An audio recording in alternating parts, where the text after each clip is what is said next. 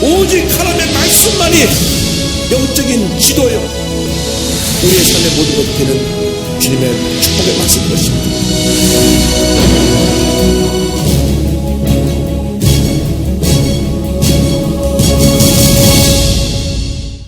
지난주에 베냐민 지파의 사울이 이스라엘의 첫 번째 왕으로 선출되는 과정을 우리가 함께 말씀 공부했습니다. 하나님께서 사울이라고 하는 사람을 택하여 이스라엘의 첫 번째 왕이 되게 하셨습니다. 그런데 그것은 이스라엘 백성들의 간절한 소원 때문이었습니다. 우리에게 왕을 세워주옵소서, 왕을 세워주옵소서, 왕을 세워주옵소서. 사무엘이 그렇게 말렸습니다. 왕을 세우면 너희들이 왕을 통하여 많은 어려움을 겪게 될 것이다. 왕이들이 너희들 노예처럼 다스릴 수 있고, 너희들을 왕들의 복종해야 되고, 왕이 만든 규례를 따라야 되고, 그래도 우리에게는 왕을 주옵소서. 다른 나라는 다 왕인데 우리는 왕이 없나이다. 왜 왕이 없습니까? 하나님만이 왕이시고 하나님만이 그들의 유일한 하나님이신데, 그들이 그렇게 요청하고 또 요청하니까 하나님이 마지못해 왕을 허락해 주셨습니다. 우리가 때때로 억지로 우리의 뜻을 위해서 강구할 때 하나님이 들어주실 때가 있습니다. 왜 들어주시느냐? 우리들의 고집, 우리들의 주장이 얼마나 어리석었고 무가치했고 잘못된 것을 스스로 깨닫게 하기 위해서 허락하시는 것입니다. 그래서 여러분 기도할 때 주님의 뜻을 구해야지 내 뜻을 구하면 안 돼요. 자꾸 내 뜻, 내 욕심, 내 계획, 내 가정, 내 사업, 내 직장, 내 일, 이것이 하나님보다 앞서가서 그냥 주님 앞에 자꾸 달라고 하면 하나님이 어떤 때는 마지못해 허락할 때가 있어요. 마지못해 허락할 때가 있어요. 그래서 그 다음부터 다가오는 모든 책임은 또 한 사람이 져야 돼요. 이스라엘 백성들이 왕을 구해가지고 그 이후 역사를 본 첫 번째 왕이 사울, 두 번째 왕이 누구죠? 그 유명한 다윗. 세 번째 왕이 누구죠? 솔로몬. 그러니까 세 번 왕을 맞이한 다음에 나라가 반으로 쫙 갈라집니다. 그래서 북쪽의 왕국을 이스라엘, 북쪽 왕국의 수도는 사마리아, 남쪽 왕국을 유다, 그 수도가 예루살렘이 된 겁니다. 그런데 북쪽 왕국 이스라엘은 갑자기 우상숭배를 했어요.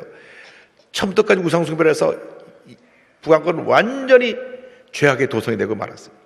그러니까 주전 922년, 지금부터 약 2900년 전에 남북이 나눠지고 나서 200년 동안 북왕국이 죄짓고 또 죄짓고 또 죄짓고 죄짓고 또 죄짓다가 200년 후에 주전 722년에 아수르에서 완전히 멸망당해 버립니다. 그 하나님의 백성이 완전히 이방 족속에 의해서 멸망을 당하고 포로로 끌려가고 수치스러운 삶을 살게 됩니다. 그러고 나서 얼마 가지 않아서 채 150년이 지나지 않아서 남쪽 왕국 유다도 계속 우상숭배하다가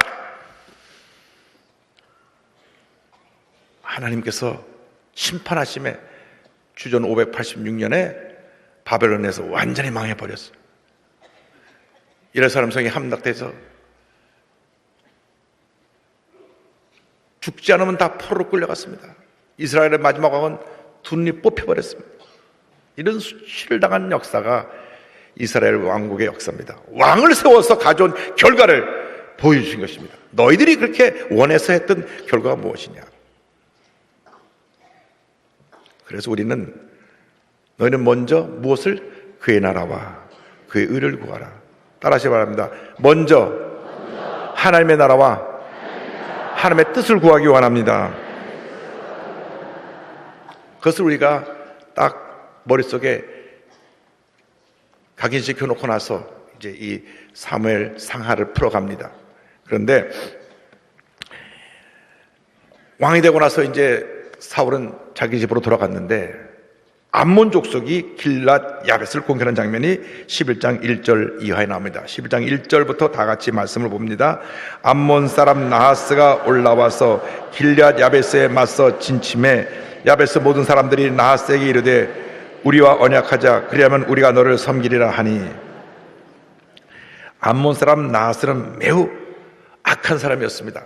막강한 군사를 가지고 길랏 야벳을 공격해 왔습니다. 길랏 야베스는 그 요단 건너편 위치한 성읍에 갓지파 므낫세 지파 그 땅에 속해 있던 이 길랏 야베스인데 이스라엘 족속과 혈연 관계를 맺고 있었어요. 사사 시대부터 혈연 관계가 맺어서 이스라엘과 아주 가까웠던 그러한 족속입니다. 암몬 족속은 막강 군사를 갖고 있었고 최력을 때부터 원수 사이에 있던 나라입니다. 그런데 이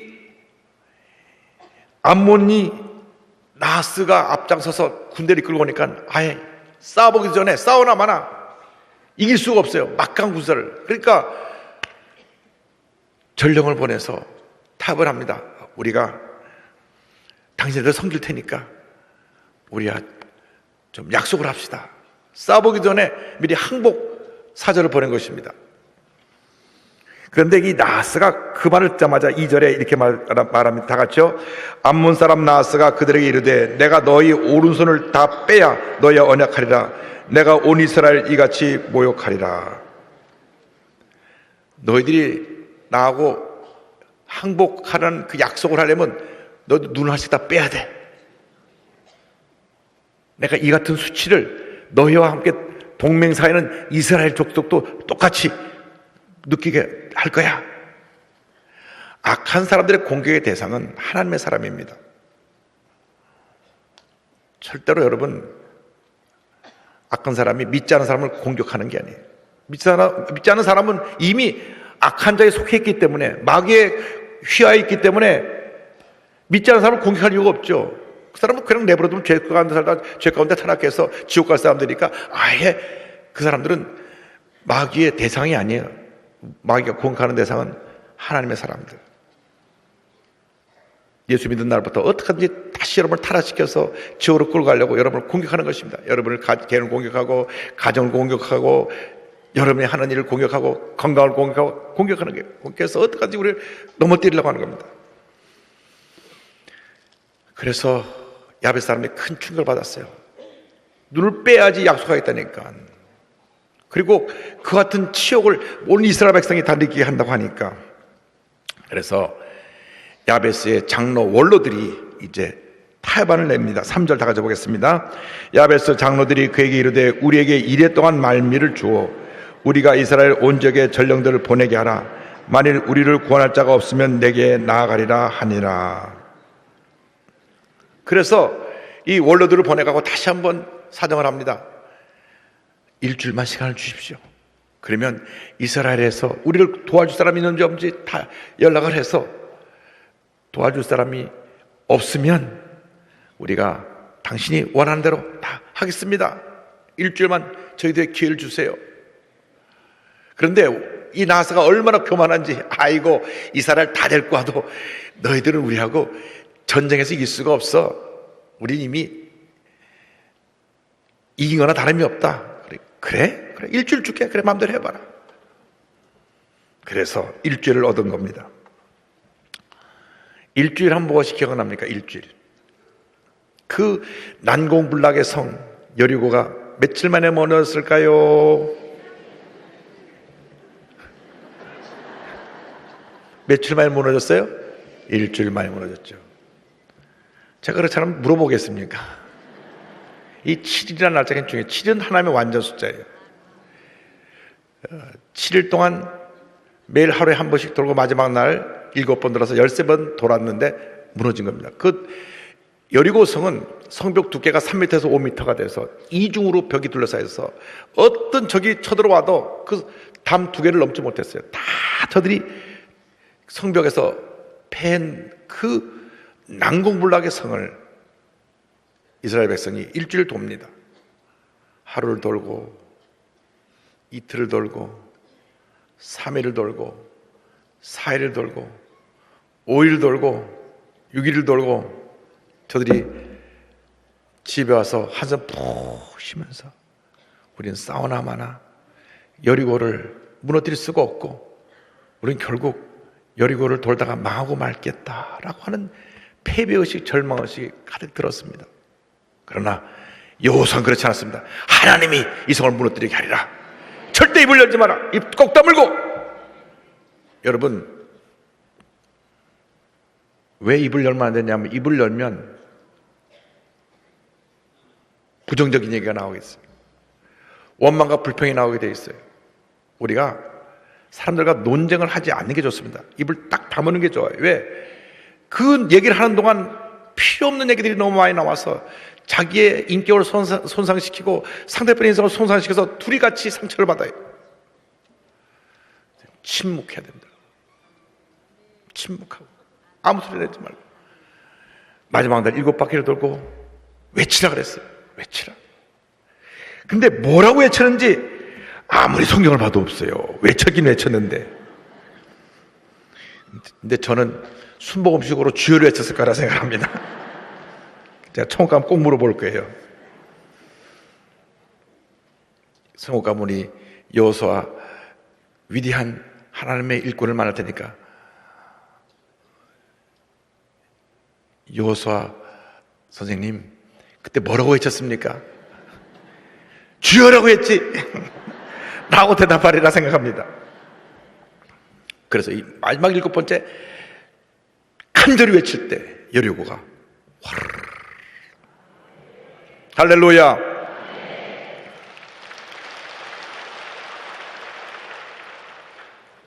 고고학자들이 그곳에 가서 여리고가 무너진 곳에서 지질 조사를 해보니까 그 시간에 지진이 나고 그 지역에 하늘 흔들어서 화르르 무너져. 할렐루야. 아무리 여러분 앞에 가로막고 있는 성이 여리고처럼 높고 견고하다고 할지라도 하나님 한번 흔드시면 무너지는 겁니다. 두려워하지 마십시오. 염려하지 마십시오. 걱정하지 마십시오. 염려가 염려를 낳고 걱정이 걱정을 낳고 두려움이 두려움을 낳기 때문에 강하고 담대하라. 강하고 담대하라. 주의 말씀만 의지하시길 바랍니다. 4절을 다 같이 봅니다. 이에 전령들이 사울이 사는 기브아에 이르러 이 말을 백성에게 전하매 모든 백성이 소리를 높여 울더니, 그래서 전령들이 온 그 이스라엘 지역을 다니는데 이 길앗 야베스부터 기브아까지는 약 42km 떨어진 곳입니다. 여기까지 이르러서 이스라엘 온 지역을 다니면서 그 기브아까지 가서 사울을 만납니다. 그 많은 곳을 가서 부탁을 해도 누구 하나 귀를 기울여 듣지 않는데 이 베냐민 지파 사는 기브아에서 이르렀을 때 이 기브아 사람들은 이 길앗 야벳 사람들하고 혈연, 그러니까 우리 신고로 하면 친척 관계예요. 왜냐하면 많은 그 베냐민 지파가 완전히 멸족되게 됐을 때 이 길앗 야벳 사람들하고 결혼을 해갖고 종족을 유지했거든요. 그러니까 선조 때문에 다 사돈의 팔촌들이에요. 다 거기 있는 사람들이. 그런데 길앗 야베스가 이렇게 눈을 뽑히고 멸망당할 위치에 됐다는 얘기를 듣고 다들 통함이 옵니다. 이 울음은 절망적인 상황에 대한 울음이라기보다는 주님 앞에, 주님 우리를 불쌍히 여겨 주옵소서, 통곡의 눈물이었으리라 생각을 합니다. 오늘날 우리에게 가장 큰 신앙의 위기는 통곡의 눈물이 사라진 것입니다.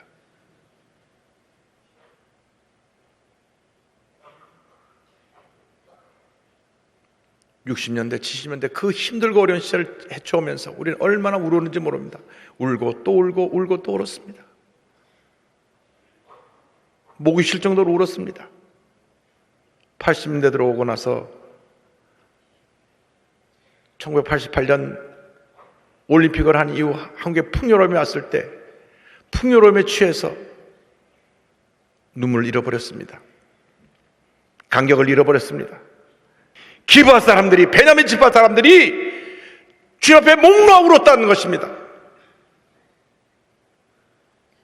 그들이 다른 것을 한 게 아니에요. 목 놓아 울었습니다. 바로 여기에 주님의 응답이 있습니다.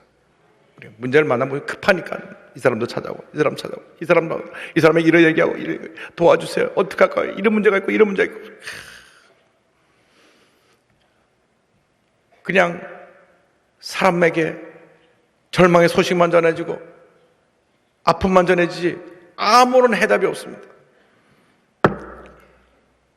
문제 앞에 두려워하지 말고 절망하지 말고 엎드려 울어야 됩니다.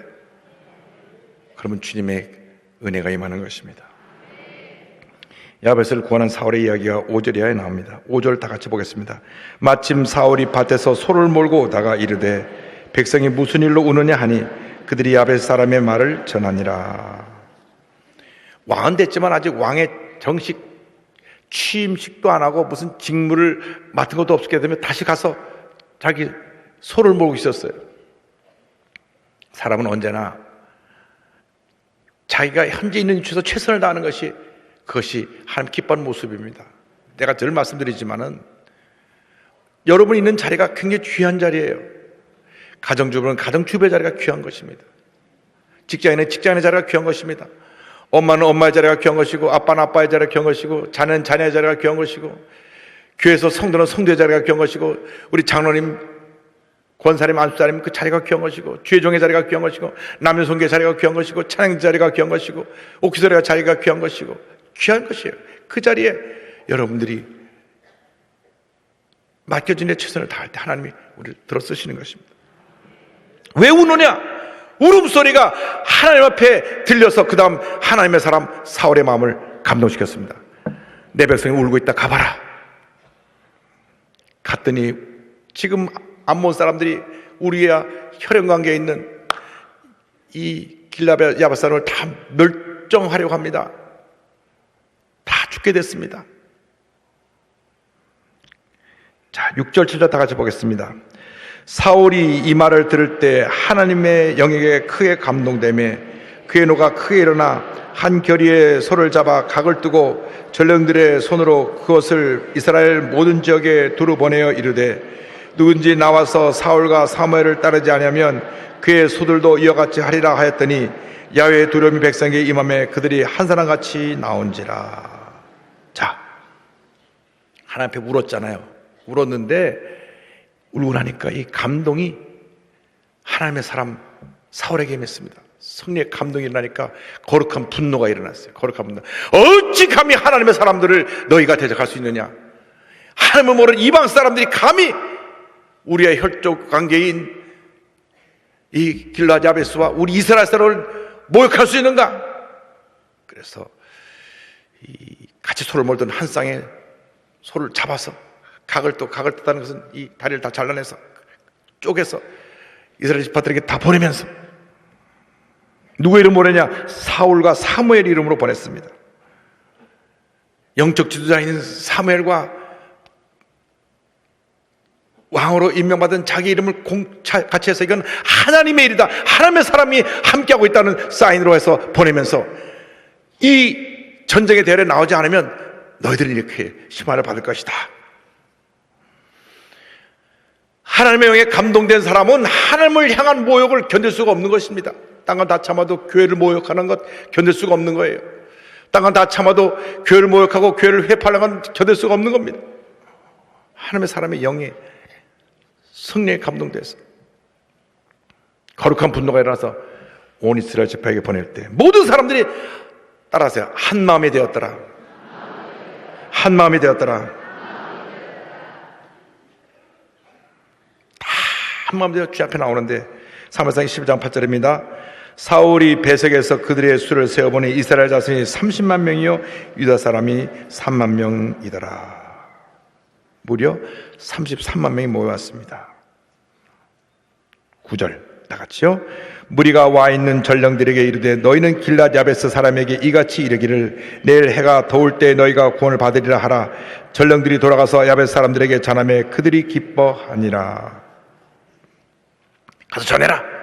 너희 동족들이 내일 해가 낮에 중천에 뜨기 전에 다 구원을 받을 것이라. 성령에 감동되어서 난 메시지는 사람들이 기쁨을 줍니다. 이 말씀을 전하며 온 야벳 사람들이 이제는 하나님 우리를 구원하셨다는 기쁨으로 충만했습니다. 성령의 역사는 기쁨을 가져옵니다. 마귀의 역사는 분노와 미움과 절망과 두려움을 가져오는 것입니다. 우리 잊지 말아야 될 것은 성령의 감동이면서 우리 마음에 기쁨이 넘쳐나야 되고 주님의 평안함이 임해야 되는 것입니다. 주여, 우리가 성령의 사람들에서 우리가 가는 곳마다 절망에 처한 사람들에게 이 기쁨과 평화를 전하는 주님의 일꾼들이 되게 하여 주옵소서. 여러분이 그 같은 위대한 하나님의 사람들로 쓰임받게 되기를 바랍니다. 10절입니다. 야베스 사람들이 이르되 우리가 내일 너에게 나아가리니 너희 생각에 좋을 대로 우리에게 다 행하라 하니라. 이제는 야베스 사람들이 담담히 생겼어요. 그래서 이 암몬, 그 악한 상대편 두목에게 사람을 보내서 말합니다. 내일 우리가 당신에게 갈 테니 당신들이 하고 싶은 대로 하시오. 그러니까 암몬이 아마 그 얘기를 듣고 나하스가 하하 이제는 무릎을 꿇었구만. 내일 아침 너희들은 우리 완전히 밥이다. 그날 밤에 술을 마시고 보라 마셔라고 잠이 들었는데 그날 밤에 역사가 일어납니다. 11장 11절 굉장히 중요합니다. 다 같이요. 이튿날 사울이 백성을 3대로 나누고 새벽에 적진 한가운데로 들어가서 날이 더울 때까지 암몬 사람들을 치매 남은 자가 다 흩어져서 둘도 함께한 자가 없었더라. 할렐루야. 위대한 하나님의 역사입니다. 얼마나 하나님의 역사가 강력하게 임했든지 두 사람도 함께한 사람이 없어도 완전히 그 강력한 그 누구도 대항해서 이길 수 없는 암몬 군대가 전멸당합니다. 언제? 새벽에 그 일이 시작됐습니다. 여러분, 주님의 역사는 새벽부터 시작됩니다. 새벽. 크게 세 번째로 자기를 비방한 자들을 용서한 사울을 함께 말씀 공부하면서 말씀을 마무리합니다. 12절 13절입니다. 백성이 사무엘에게 이르되 사울이 어찌 우리를 다스리겠냐 한 자가 누구니이까 그들을 끌어내소서 우리가 죽이겠나이다. 사울이 이르되 이날에는 사람을 죽이지 못하리니 여호와께서 오늘 이스라엘 중에 구원을 베푸셨음이니라. 사울이 왕이 됐을 때 불량배들이 헤 저게 사울이 왕이야 왕? 어디 저런 치가 왕이 될 수 있어? 귀에 들리게 욕을 했어요. 이 사울이 전쟁에서 막 대승을 거두나니까 사울 편에서 이제 사울 친위대가 돼갖고 그놈들 다 죽여버립시다.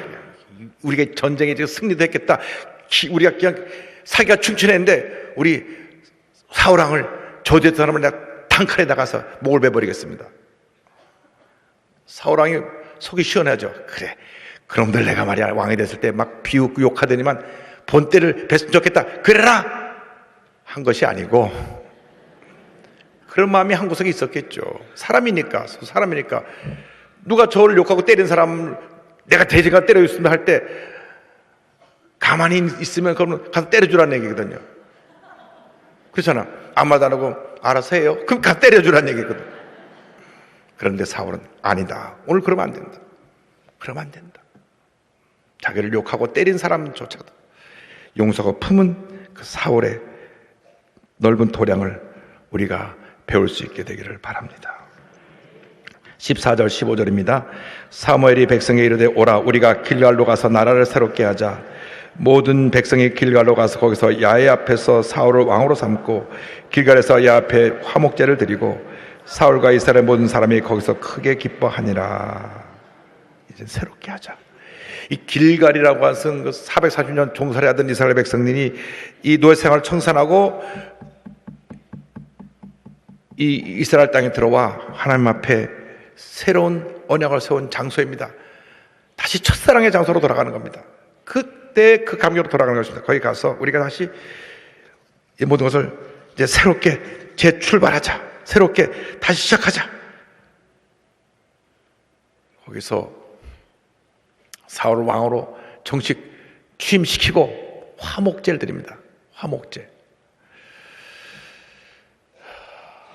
레위기에 보면 5개의 제사가 나옵니다. 번제, 소제, 화목제, 속건제, 속죄제.